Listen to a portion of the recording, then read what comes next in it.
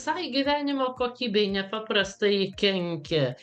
Jeigu stresas didelis, tai jis išderina antinksčius, o antinksčių veikla yra susijusi su pagreitėjusiu senėjimu ir tokio chroniško nuovargio sindromu. Ir dar lėtinis stresas išderina hipofizės, pagumburio, antinksčių visą bendrašį, trinka endokrininę sistemą ir tada tiesiog mes prarandam fizišką gebėjimą būti stipriem, kognityvinės funkcijas, trinka virškinimas, nuotaika, miego kokybė, netgi mažiau gaminasi neurotransmiterių.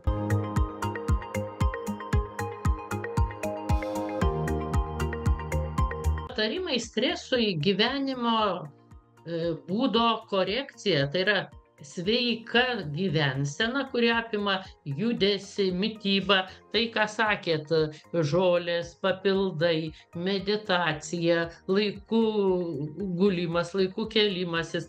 O antrą dalyką, ta sveika gyvensena daugiau reguliuoja mitochondrijų veiklą. Kai mitochondrijos pakankamai gamina ATF, gyvybinės energijos, mes jaučiame žvalūs.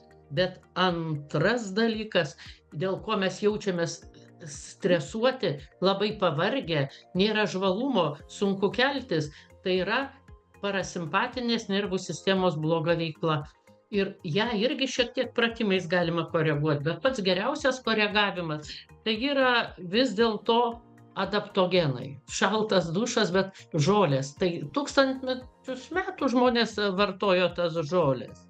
Adaptogenus, kad ilgiau gyventų ir kad būtų sveiki. Tai adaptogenai būtent veikdami ir neurotransmiterių veiklą ir veikdami vagus nervo veiklą tiesiog suderina parasimpatinę nervų sistemą ir tada labai daug organizmo funkcijų atsistato.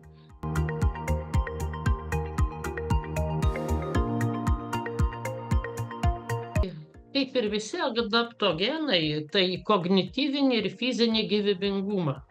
Daugiau gal ašvaganda, pavyzdžiui, palyginus su rausvąja radiolė, kognityvinį gyvybingumą. Kognityvinis tai ir yra parasimpatinės nervų sistemos veikla, visų galvos liaukų veikla, smegenų neuroplastiškumo didinimas. Ir tiesiog didina ir visos energijos atsargas, nes ašvaganda, Vitanija somnifera, nuo seno Indijoje buvo laikoma karalienė adaptogenų, nes vakariečiai adaptogenus pradėjo vartot, kad adaptuot tada žmonės, kai jie sunkiomis fizinėmis sąlygomis dirba, protinėmis sąlygomis. O rytuose tai buvo samprata tiesiog prailginti gyvenimą ir ramiai, lėtai, ką dabar vadinasi tendencija lėtas gyvenimas, Anglijoje vadina slow living. Ištirta. Ir aš galiu pasakyti, kad ašvaganda pakelia nuotaiką, parasimpatinę sistemą, padeda užmigti, mažina stresą, bet kartu sureguliuodama galvos visą tą veiklą, jinai išlaiko tą dėmesio koncentraciją ir todėl atrodo žmogus jaučiasi žvalus ryte, bet ramus vakare. Todėl tinka bet kuriuo dienos metu. Bet jeigu derint su keliais adaptogenais, tai aišku, kad, pavyzdžiui, rausvąją radiolę reiktų vartoti ryte, o ašvagandą reiktų vartoti vakare. Bet ir norint atpalaiduoti stresą, tai dar reiktų vartoti magnį. Ir magnis chelatinėje formoje, glicinatas yra vienas geriausių magnio formų, kuris labai atpalaiduoja žmogaus nervų sistemą. Ir magnio mums labai trūksta, stresas išeikvoja tą magnį ir tas nervuotumas pas žmogų atsiranda ir netgi pavartojus vien magnio, ne tik tai kaulų būklei sąnariam geriau, bet iškart ir tas nervuotumas sumažėja.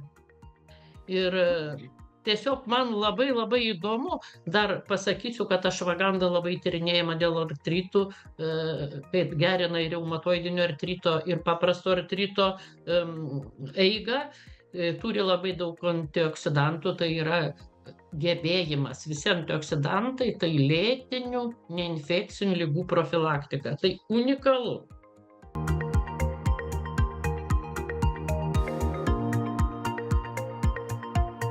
vieni pajunta net po 2 savaičių, kiti po 8.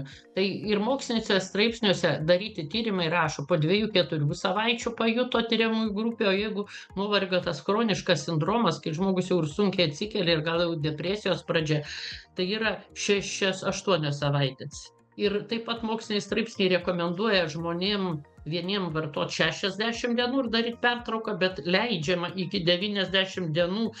Ir kas tada atsitinka, kad sumažėja netgi kraujo spaudimas, sumažėja cukraus kiekis kraujyje, tai yra metabolinis sindromas gydomas, sumažėja kortizolio lygis, o didėja dopaminas, acetilcholinas, serotoninas, tai yra tie laimės hormonai, laimės neurotransmiteriai ir gyvenimo kokybė, ir miegas pagerėja.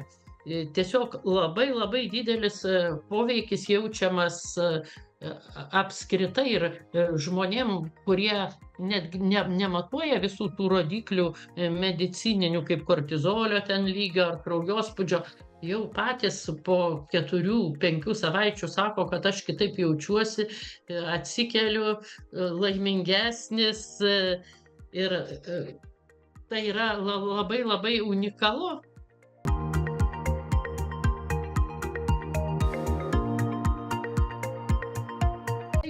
Nes magnis derinasi su bet kokiais maisto papildais ir su maistu, ir magnį paprastai, jeigu gydytojas kitaip nerekomendavo, ten 400 mg būna ir galima puikiai su ašvaganda.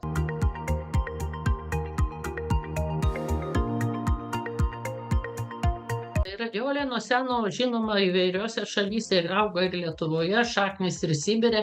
Ir kodėl vadina auksinė šaknim, nes jeigu reikėdavo toli su tundroje, ten Sibire kažkur nukeliauti, reikėdavo tokios fizinės jėgos, tai netgi duodavo tiem nepatyrusiam keliautojam ir jie žinojo, kad priešingai negu ženšenis nepakels kraujospūdžio, kontraindikacijų jokių nebus. Taigi radiolė iš praktikos empiriniu būdu nuo seno buvo žinoma kaip fizinės jėgas sportininkam, ašvaganda irgi galima sportininkam. Ir tiesiog jinai geriau. Jinai ne tai, kad jinai trukdys užmigti kaip kofeinas, bet jinai padidins labiau tas fizinės jėgas.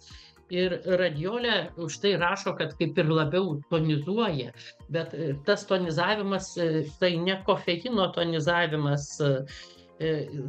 Ir dar skirtumas, kad abi žolės, nors šiek tiek gydo metabolinį sindromą, bet radiolė daug labiau mažina insulino rezistentiškumą, todėl kartu vartoti net yra unikalu. Jeigu jūs vartojate dar kažkokius vitaminus, tai jūs galite ryte visą tai suvartoti kartu su rausvąja radiolė, o po pietų ašvagandą. Kas vartojat vieną ašvagandą, būna, kad dozuoja moksliniuose straipsniuose net 2 kartus per dieną, sakysim, ir po pietų, ir vakare.